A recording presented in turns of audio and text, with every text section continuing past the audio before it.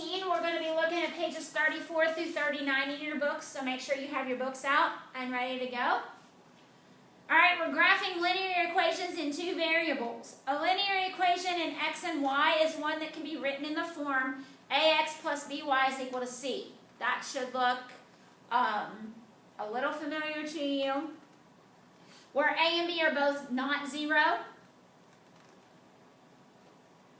Rewriting this equation in the form ax plus by minus c is equal to 0, we see that it is the general form of the equation of a line.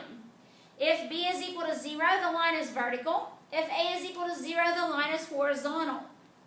The graph of an equation in x and y consists of all pairs x and y that are solutions of the equation. For example, 1, 2 is the solution of the equation 2x plus 3y is equal to 8.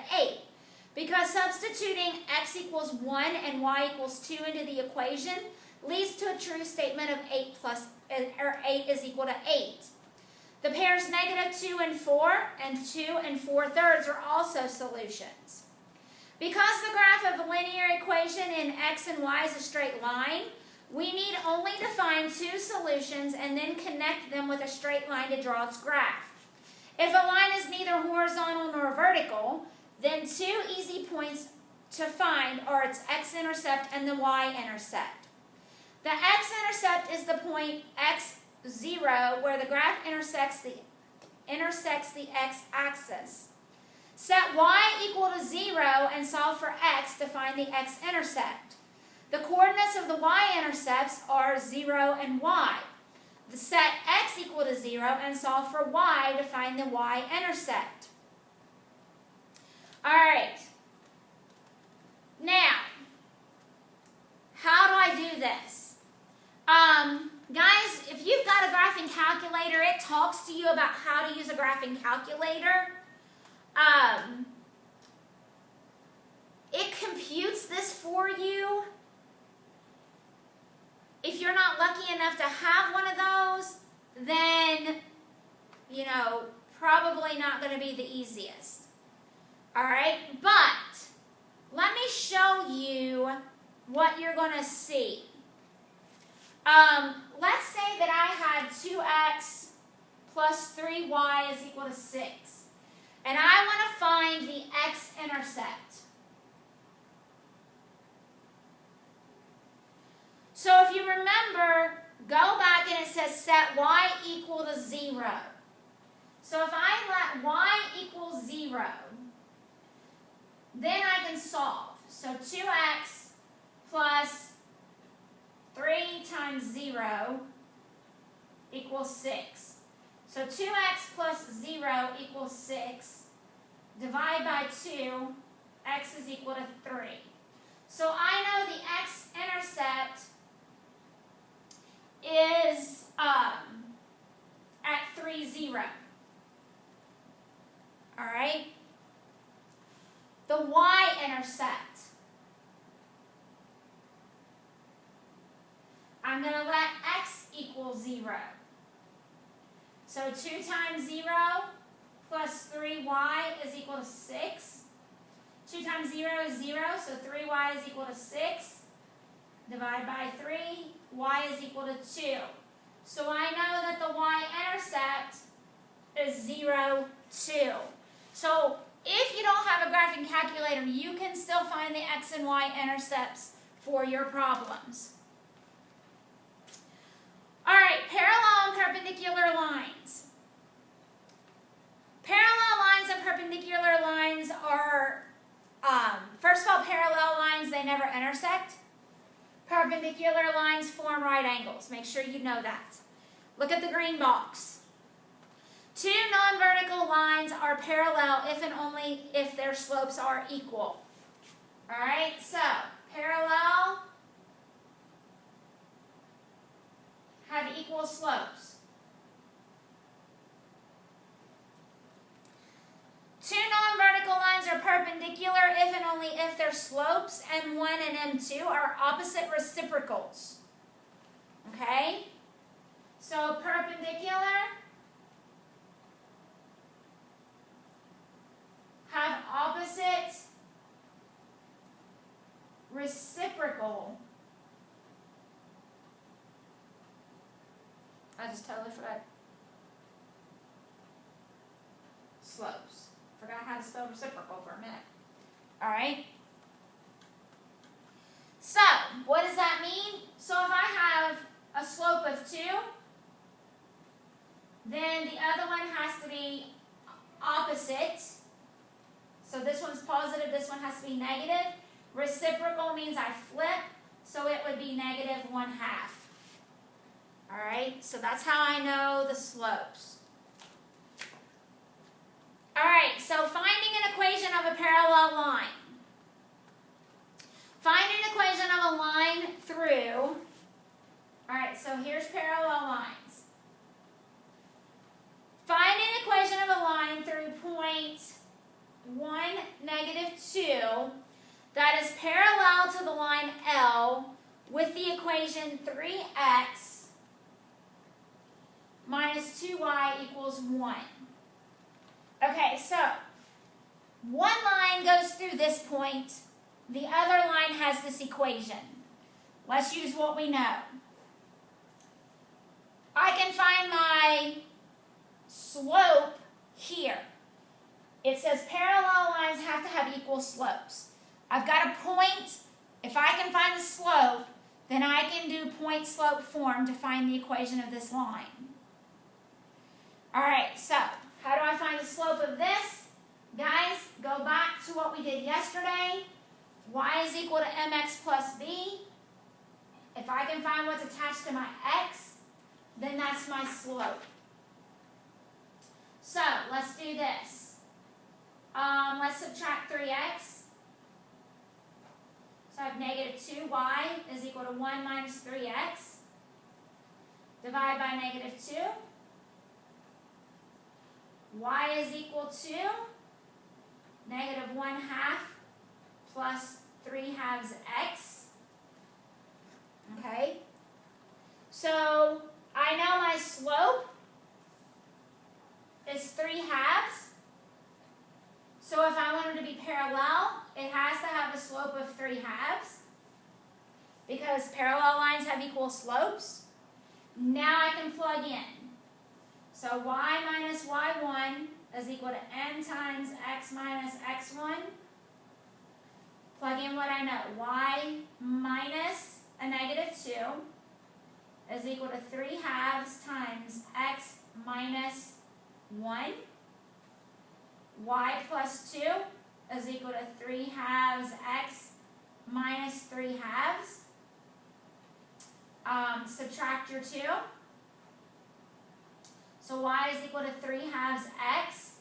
And then, so negative 3/2 minus 2. I want everything to be over 2. So negative 3/2 minus 4 over 2 would be negative 7/2.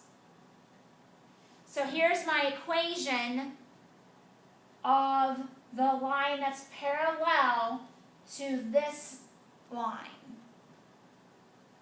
Okay? What about if I want it to be perpendicular? All right, what if I want it to be a perpendicular line? Remember it said perpendicular have to have opposite reciprocal slopes. Okay? So let's find an equation of a line that passes through P, 2, negative 3. That is perpendicular to the line L with the equation 4x plus y is equal to 3. All right, so this is the first equation. This is the second, or the first line, second line. Find your slope, guys.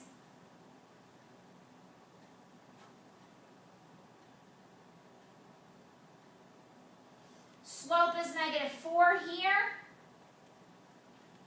All right. So if the slope, if M1 is negative 4, M2 has to be positive. 4 over 1, flip that. So I have to have a slope of 1/4 here. All right. So with that being said, now I can plug in. y minus a negative 3 is equal to 1/4 times x minus 2. Y plus 3 is equal to 1/4 x. Multiply 1/4 times negative 2. That gives you negative 2/4 or negative 1/2. All right.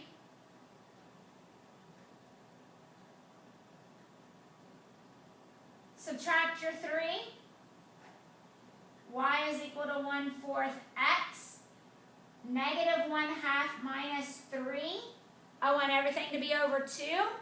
So negative 1/2 minus 6/2 is a negative 7/2.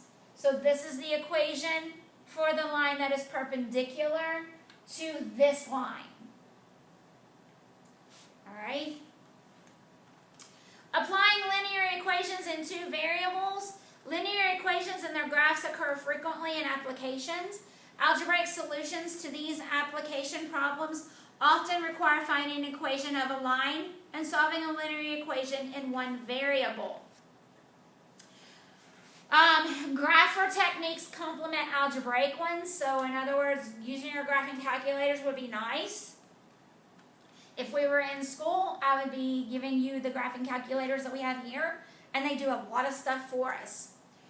All right, so Camelot Apartments purchased a $50,000 building, and it depreciates $2,000 per year over a 25-year period.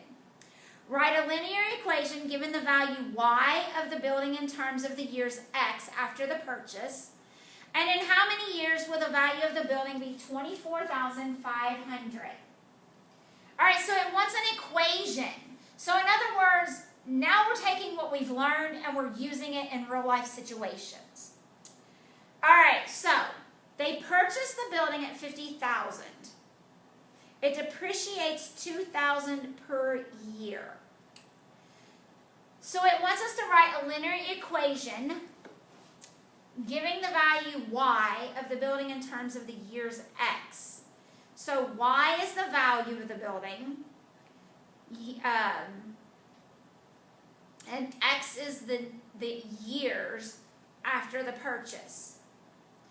All right, so let's look at this.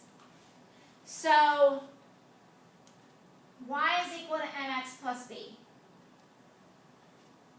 Okay?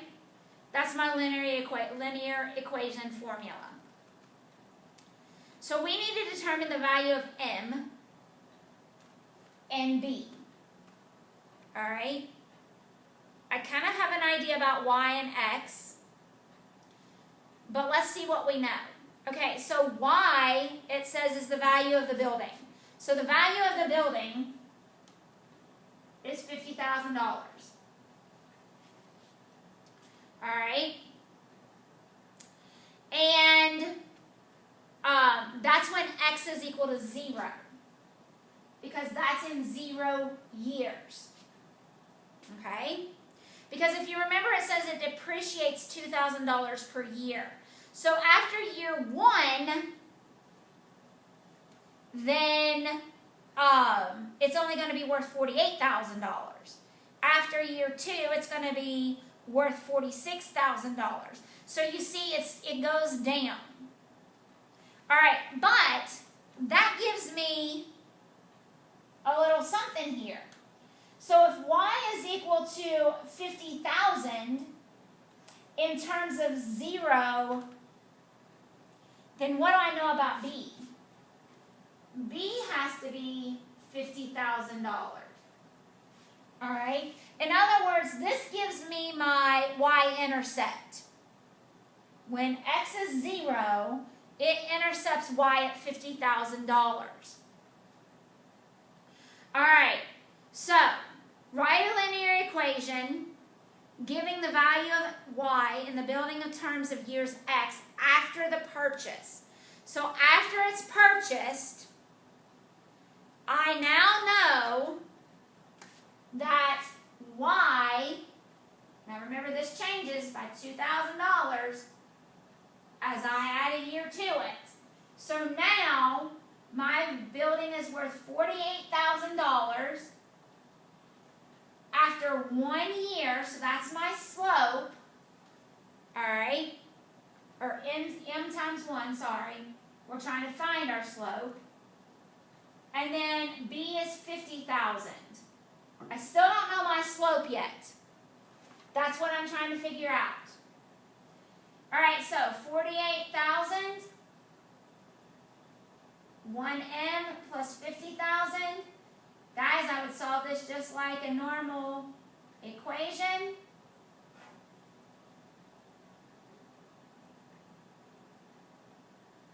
So now I know my slope. My slope is negative 2,000. All right, so y is equal to negative 2,000x plus 50,000. That is the equation that I can use to figure out, let's say, 100 years down the line. If I want to know in 100 years what's going to happen to my building, or even 10 years down the line, is it going to be worth anything? I can use this equation to figure that out. Part B wants to know how many years will the value of the building be 24,500. Well, y represents the value of my building, so I'm going to plug in 24,500 is equal to negative 2,000x plus 50,000. All right, I'm going to subtract that 50,000.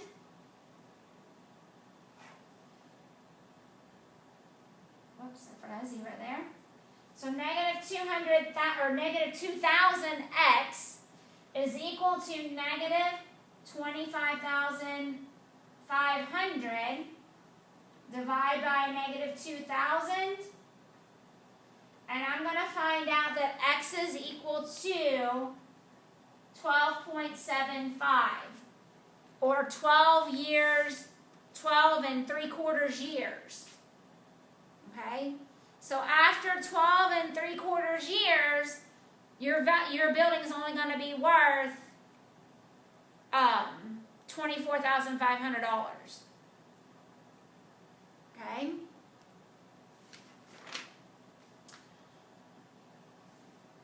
All right, what I want you to do is I'd like for you just to kind of run through example number 8, just to look through it.